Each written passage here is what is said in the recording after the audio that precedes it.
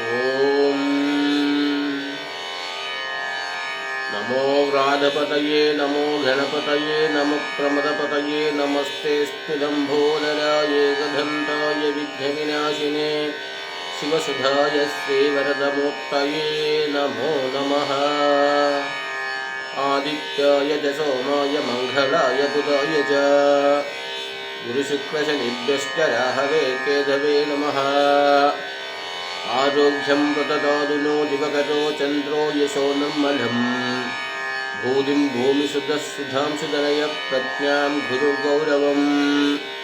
കാവ്യകോമളവാഗ്ഭിദാസമതുലം മന്ദോ മുദം സർവദാ രാഹുർബാഹുബലം വിരോധശമനം കേതുകുലസ്യോന്നതിഃ. ഹയഗ്രീവ ഹയഗ്രീവ ഹയഗ്രീവേതി യോവതേത് തസ്യ വിശ്വരഥേവാണീ ഝങ്കുകന്യാ പ്രവാഹവത്. ഗുരുഭ്യശ്ച ഗൃഹേഭ്യശ്ച മയാ ബദ്ധോയമഞ്ജലിഃ. പ്രസന്നമനസാംസ്തേ മേ സത്യാം കുർവന്തു ഭാരതീ. ശ്രീ ഗണേശശാരദാ ഗുരുഭ്യോ നമഃ. അസ്മദ്ഗുരുചരണാരവിന്ദാഭ്യാം നമഃ. ആദിത്യാദിനവഗ്രഹദേവതാഭ്യോ നമഃ. നമസ്കാരം. ഗുരുഗോചരം അല്ലെങ്കിൽ ഗുരുവിൻ്റെ മാറ്റം, ഗുരുവിൻ്റെ ഒരു വീട്ടിൽ നിന്ന് വേറൊരു വീട്ടിലേക്കുള്ള മാറ്റം, വീടുമാറ്റം എന്നാൽ തന്നെ നമുക്ക് വാടക വീട്ടിൽ താമസിക്കുന്നവർക്കെല്ലാം അറിയാം വീട് മാറുക എന്ന് പറഞ്ഞാൽ എത്ര കഷ്ടമുള്ള കാര്യങ്ങളാണ് എന്ന്. അപ്പോൾ ചിലവർക്ക് വീട് മാറിക്കഴിഞ്ഞാൽ അത് അനുകൂലമായിട്ടുള്ള വീടായിട്ട് മാറും. വീട് മാറാൻ പല കാരണങ്ങളുണ്ടല്ലോ.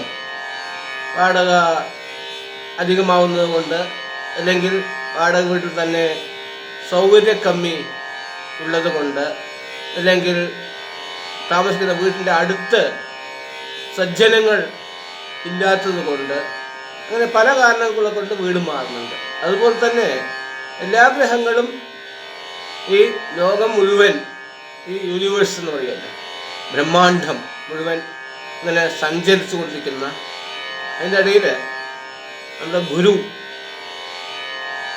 എന്നുള്ളവര് ഗുരുത്വാത് ഭാരവത്വാശ്ചാണ്. അപ്പോൾ വലിയ ഉള്ളതിലെ ഏറ്റവും വലിയ ഗ്രഹമാണ് ഗുരു.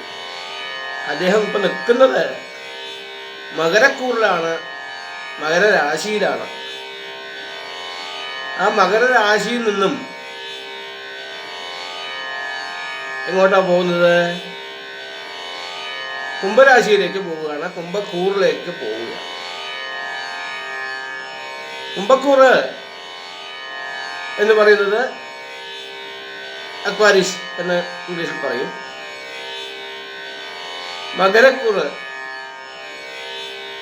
മകരക്കൂറിൽ നിന്ന് കുംഭക്കൂറിലേക്ക് പോവുകയാണ്.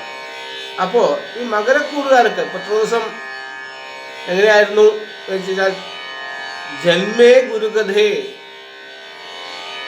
ശ്രീമാൻ ധീമാൻ ശ്രീരാമ വനവാസ്യഭൂത്.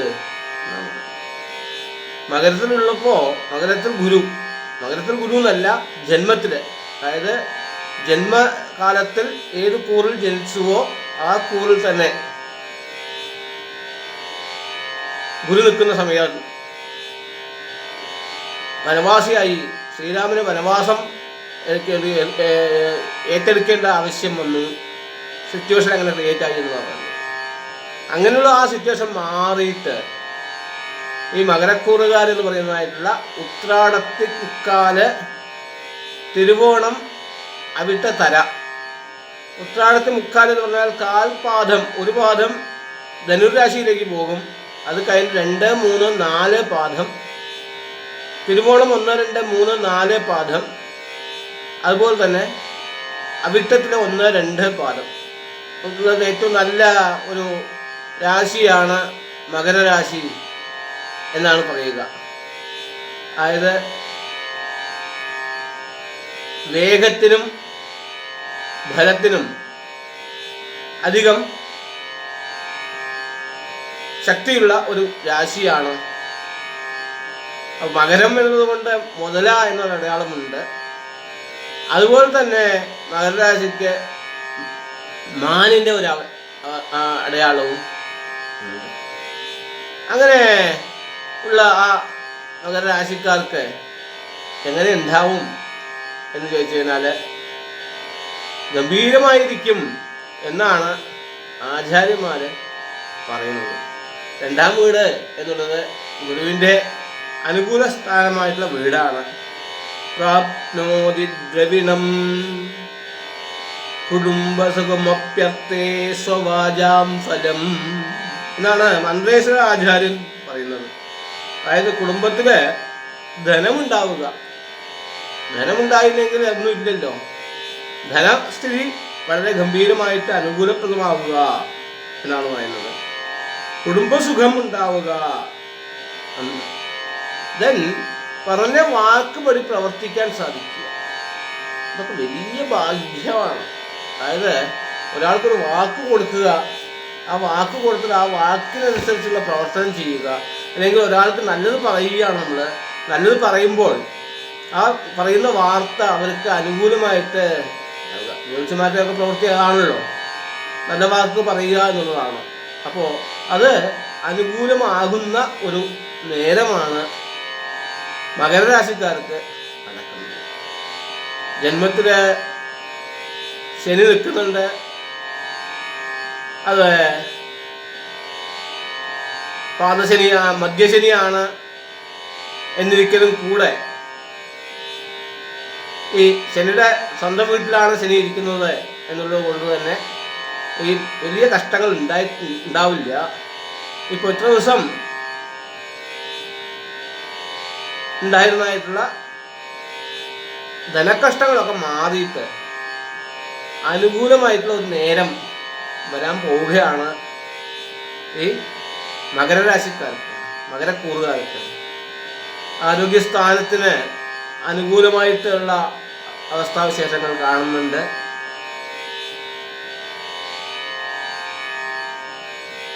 വിത്തം നേത്രം വാക് കുടുംബം ച വിത്താത് എന്നാണ് ആചാര്യൻ പറയുന്നത്. വിത്തം പണം, പണപ്പോക്ക് വരത്തൊക്കെ നന്നായിരിക്കും. നേത്രം ദൃഷ്ടിദോഷങ്ങളൊക്കെ മാറിക്കിട്ടും. വാക്ക് പറഞ്ഞ വാർത്തയ്ക്ക് വ്യവസ്ഥയുണ്ടാവാൻ പറ്റും. കുടുംബത്തിൽ ഐശ്വര്യങ്ങളും കുതൂഹലങ്ങളും ഉണ്ടാവും. അങ്ങനെ പൊതുവെ ഐശ്വര്യപ്രദമായിട്ടുള്ളൊരു വർഷമാണ് മകരരാശിക്കാർക്ക് നവംബർ 13 ശേഷം വരുന്നതായിട്ടുള്ള ഒരു വർഷം ഉണ്ടാവുക. അതിലെ കുറച്ച് അങ്ങോട്ടും ഇങ്ങോട്ടും ഒക്കെ അതിചാരം, വക്രം എന്നൊക്കെ പറഞ്ഞിട്ട് ഗുരു അങ്ങോട്ടും ഇങ്ങോട്ടും ഒക്കെ ചെറിയ കളിയൊക്കെ ഉണ്ട് എന്നുണ്ടെങ്കിലും കൂടെ പൊതുവെ ഈ നവംബർ 15 ശേഷം വരുന്നതായിട്ടുള്ള ഒരു വർഷകാലം മകരരാശിക്കാർക്ക് വളരെ അനുകൂലപ്രദമായിട്ടാണ് കാണുന്നത്. കുടുംബപരമായിട്ട് അനുകൂലത ഉണ്ടാവും, ധാരാളം പണമുണ്ടാവും. അതുപോലെ തന്നെ പണം ഉണ്ടെങ്കിൽ സ്വന്തം ജനങ്ങളെല്ലാം കൂടിച്ചേർന്ന് നിൽക്കും. പഠിക്കാനുള്ള സൗകര്യങ്ങളുണ്ടാവും, അല്ലെങ്കിൽ പഠിപ്പിക്കാനുള്ള സൗകര്യങ്ങളുണ്ടാവും. കുട്ടികൾക്കൊക്കെ വിചാരിച്ച പോലെയുള്ള പദവികളും കല്യാണങ്ങളും പേരക്കുട്ടികളും ഒക്കെ ഉണ്ടാവും. ഉദ്യോഗസ്ഥർക്ക് നല്ല പേരും പെരുമയും കിട്ടും. പൊതുവെ നല്ല ഒരു കാലമാണ് മകരരാശിക്കാർക്ക് ഈ ഗുരുവിൻ്റെ മാറ്റം കൊണ്ട് ഉണ്ടാകും. ഗുരു കുംഭത്തിൽ നിന്ന് കഴിഞ്ഞാൽ വലിയ അനുകൂലമൊന്നും ശാസ്ത്രങ്ങൾ പറയുന്നില്ല. കുംഭത്തിൽ നിൽക്കുമ്പോൾ വളരെ മോശമായിട്ടുള്ള ഒരു അവസ്ഥാവിശേഷമാണ് ഗുരുവിനെ പറ്റി പറയുന്നത് എന്നിരിക്കലും ഗോചരപ്പടി, അതായത് ചന്ദ്രാൽ നിർദ്ദേശിതവ്യ ലഗ്നത ചന്ദ്രതോവ എന്നാണ് പറയുന്നത്. അതായത് ഗ്രഹങ്ങളുടെ ബലം പറയുമ്പോൾ ലഗ്നത്തിൽ നിന്നും എത്രാം വീട്ടിലാണ് നിൽക്കുന്നത്, അതായത് പിറന്ന നേരത്തിൽ നിന്നും എത്രാം വീട്ടിലാണ് നിൽക്കുന്നത്, അതുപോലെ തന്നെ ചന്ദ്രനിൽ നിന്നും ഗോചരവശാൽ എവിടെയാണ് നിൽക്കുന്നത്, ഇതിനാണോ ബലം കൂടുതൽ അതാണ് എടുത്തു പറയേണ്ടത് എന്നാണ് പറയുന്നത്. അതുകൊണ്ട് തന്നെ മകരരാശിക്കാർക്ക്, മകരക്കൂറുകാർക്ക് ഉത്രാടത്തിലെ 2, 3, 4 പാദം, തിരുവോണം 1, 2, 3, 4 പാദം, അതുപോലെ തന്നെ അവിട്ടം 1, 2 പാദത്തിൽ വന്നിട്ടുള്ളതായിട്ടുള്ള മകരക്കൂറുകാർ, മകരരാശിക്കാർ ഇവർക്ക് വളരെ ഗംഭീരമായിട്ടുള്ള ഒരു നല്ല ഒരു നേരമാണ് വരാൻ പോകുന്നത്. കാപ്രിക്കോൺ എന്നാണ് പറയുന്നത്. ആ കാപ്രിക്കോൺ എന്ന് പറയുന്നതായിട്ടുള്ള ആ സൈനിൽ ഉള്ള മകര രാശിക്കാർക്ക് ഈശ്വരാനുഗ്രഹപ്രദമായിട്ടുള്ള നല്ല നേരമാണ് വരാൻ പോകുന്നത്. അപ്പോൾ ആ നല്ല നേരങ്ങളിൽ നിറയെ നല്ല കാര്യങ്ങൾ ചെയ്യുക എന്നുള്ളതാണല്ലോ. അതുമല്ല, എല്ലാവർക്കും കഷ്ടങ്ങൾ കൊടുക്കുന്നതായിട്ടുള്ള ധനകാരകനാണ് ഗുരു. ധനകാരകൻ ധനസ്ഥാനത്തിലേക്ക് വരികയാണ്. അപ്പോൾ ലഗ്നാലാവുമ്പോൾ അത് കാരകോ ഭാവനാശ എന്ന് പറയും. പക്ഷേ ഇത് ചന്ദ്രാലാണ് വരുന്നത്, അതുകൊണ്ട് അനുകൂലപ്രദമാണ്. പൊതുവെ താൻ നിൽക്കുന്ന വീട്ടിൽ നിന്ന് 2, 5, 7, 9, 11 വീടുകളിൽ ഈ ഗുരു അനുകൂലസ്ഥനാണ്. ഇപ്പോൾ നിൽക്കുന്നത് 1-ലാണ്. 1-ൽ നിന്നും 2-ലേക്ക്, അതായത് മകരത്തിൽ നിന്നും കുംഭത്തിലേക്ക് വരുന്ന സമയത്തിങ്കൽ വളരെ നല്ല ഒരു നേരം, നല്ലൊരു കാലം പ്രതീക്ഷിക്കാം. ഈ മകര കൂറുകാർക്ക് വിചാരിച്ച കാര്യങ്ങളിലെല്ലാം ജയമുണ്ടാവും. പ്രതീക്ഷിച്ച കാര്യങ്ങളെല്ലാം നടക്കും. രോഗങ്ങൾക്കും അതുപോലെ തന്നെ ദേഹസൗഖ്യത്തിനും കുടുംബ ആരോഗ്യത്തിനുമായിട്ടുള്ളൊക്കെ ചിലവൊക്കെ കമ്മിയാകും. ഈശ്വരാനുഗ്രഹപ്രദമായിട്ടുള്ള ഒരു നല്ല നേരമായിട്ട്. അപ്പോൾ ഈ മകരരാശിക്കാരുടെ രാശിദൈവം തന്നെ മഹാവിഷ്ണു ആണ്. അതുകൊണ്ട് തന്നെ സദാസർവകാലം വിഷ്ണു സഹസ്രനാമം പാരായണം ചെയ്യുന്നതിനാൽ ഇവർക്ക് വളരെ ഈശ്വരാനുഗ്രഹം ഉണ്ടാവും. കൂടാതെ ഇവർക്ക് ഭക്തി പുറത്ത് കാണിക്കാനുള്ള പ്രവണത കൂടും. ചിലവർക്ക് ഭക്തി കാണിക്കാനുള്ള പ്രവണത ഉണ്ടാവും, പക്ഷെ പുറത്ത് കാണിക്കാൻ അറിയില്ല. പക്ഷേ സാധാരണ രീതിയിൽ ഭക്തോത്തമന്മാരായിട്ട് നടക്കണം, അല്ലെങ്കിൽ അയാൾ ഭയങ്കര ഭക്തനാണ് എന്ന് 4 പേർ പറയണം എന്നുള്ള രീതിയിലൊക്കെ ഒരു പ്രവർത്തന സ്വഭാവം ഉള്ളവരായിരിക്കും ഈ മകരക്കൂറുകാരൻ. ഉത്രാടമാണ്, സൂര്യൻ്റെ നക്ഷത്രമാണ്. തിരുവോണമാണ്, അത് ചന്ദ്രൻ്റെ നക്ഷത്രമാണ്. അടുത്തത് അവിട്ടമാണ്, അത് ചൊവ്വയുടെ നക്ഷത്രമാണ്. ഈ 3 സൂര്യനും ചന്ദ്രനും ചൊവ്വയും ബന്ധുക്കളാണ്. കല്യാണ കാര്യങ്ങളിൽ നോക്കുമ്പോൾ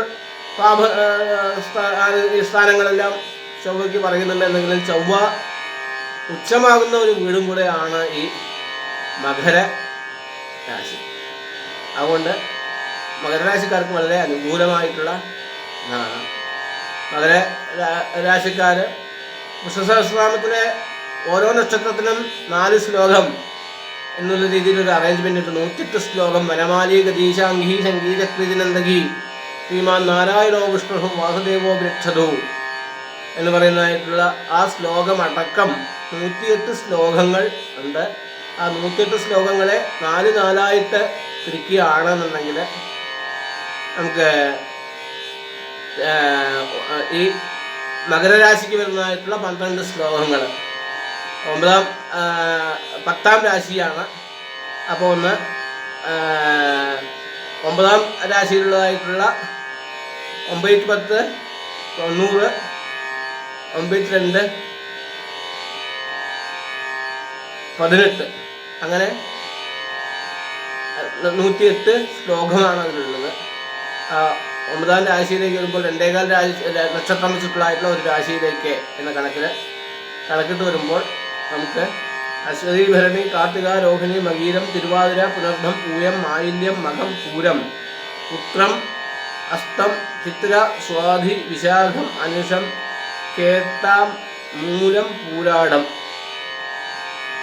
ആ നക്ഷത്രങ്ങൾ 20 നക്ഷത്രങ്ങൾ കഴിഞ്ഞാലുള്ള 21ാമത് നക്ഷത്രം തൊട്ട് 21, 22, 23 നക്ഷത്രങ്ങൾക്ക് ഉള്ള ശ്ലോകങ്ങൾ. അപ്പോൾ 76 തൊട്ടുള്ള 12 ശ്ലോകങ്ങൾ എന്നൊക്കെ കണക്ക് വയ്ക്കാം. അങ്ങനെ ജപിച്ചു വന്നു കഴിഞ്ഞാൽ വളരെ ഈശ്വരാനുഗ്രഹമായിരിക്കും. ദിവസവും വിഷ്ണു സഹസ്രനാമം ജപിക്കുക. മാസത്തിൽ ഒരു ദിവസമെങ്കിലും മഹാവിഷ്ണുവിനെ ഉദ്ദേശിച്ചിട്ട് വ്രതാനുഷ്ഠാനങ്ങൾ നിൽക്കുക. മാസോഭവാസീജ പതിവ്രതാജ എന്നൊക്കെയാണ് ശാസ്ത്രങ്ങൾ പറയുന്നത്. അതുകൊണ്ട് മാസത്തിൽ ഒരു ദിവസമെങ്കിലും ഉപവാസമായിട്ട് ഇരിക്കുക. ധർമ്മപ്രവർത്തനങ്ങൾ ധാരാളം ചെയ്യുക. നമുക്ക് ആകാവുന്ന രീതിയിൽ എല്ലാവർക്കും സഹായ സഹകരണങ്ങളൊക്കെ ചെയ്യുക. പണം നിറയെ വരും. എന്ത് ചെയ്യണം എന്നറിയാത്ത രീതിയിലുള്ള പണം വരുമ്പോൾ ആ പണം മറ്റുള്ളവരുടെ ഉപകാരത്തിനായിട്ടും മറ്റുള്ളവരുടെ സഹായ സഹകരണത്തിനായിട്ട് ഉപയോഗിക്കുക. വേദ പാഠശാലകളിലേക്ക് ദാനം ചെയ്യുക. അന്നദാനങ്ങളിലേക്ക് ദാനം ചെയ്യുക. യാഗാത് അധ്വര ദർശനാത്, യാഗങ്ങളൊക്കെ ആരെങ്കിലും നടത്തുന്നുണ്ടെന്നുണ്ടെങ്കിൽ irrespective of pan and caste നമുക്ക് അതിലേക്ക് ദാനം ചെയ്യാം. അതുപോലെ തന്നെ ശ്രുതിവചശ്രേയ കഥാകർണനാഥ്, നല്ല പുരാണ കഥകളൊക്കെ പറയുന്നുണ്ട്. ഭാഗവതോത്തമന്മാരൊക്കെ ഉള്ള നാടാണല്ലോ നമ്മുടെ നാട്. അതുകൊണ്ട് അതിനുള്ള സഹായ സഹകരണങ്ങൾ ചെയ്യുക. ഇങ്ങനെയൊക്കെ പൊതുവെ ഈശ്വരാനുഗ്രഹപ്രദമായിട്ടുള്ള രീതിയിൽ ജീവിക്കുകയാണെങ്കിൽ എല്ലാ നന്മയും ഉണ്ടാവും, ഈശ്വരാനുഗ്രഹം ഉണ്ടാവും. അതുകൊണ്ട് തന്നെ ആരും പേടിക്കേണ്ട കാര്യമില്ല. എല്ലാവർക്കും വളരെ ഉത്തമമായിട്ടുള്ളൊരു നേരമായിരിക്കും നടക്കുക. മകരക്കുറുകാർക്ക് ഈ വർഷം മുഴുവൻ നിങ്ങൾക്ക് എല്ലാവർക്കും ഈശ്വരാനുഗ്രഹപ്രദമായിട്ടുള്ള ഒരു വർഷം നടക്കട്ടെ. സാക്ഷാൽ ഗുരുവായൂരപ്പൻ്റെ കരുണാകടാക്ഷങ്ങൾ എല്ലാവരിലും ഉണ്ടാവട്ടെ. അതുമൂലം വിചാരിക്കുന്ന കാര്യങ്ങളിലെല്ലാം ജയമുണ്ടാവട്ടെ എന്ന് ആത്മാർത്ഥമായി പ്രാർത്ഥിച്ചുകൊണ്ട് നിർത്തുന്നു. എൻ്റെ ഈ ചാനൽ സബ്സ്ക്രൈബ് ചെയ്യാത്തവർ സബ്സ്ക്രൈബ് ചെയ്യുക. നിങ്ങളുടെ ബന്ധുക്കൾക്കും സുഹൃത്തുക്കൾക്കും ഷെയർ ചെയ്യുക. അതാണ് ഇപ്പോഴത്തെ ഒരു അപേക്ഷ. നമസ്കാരം.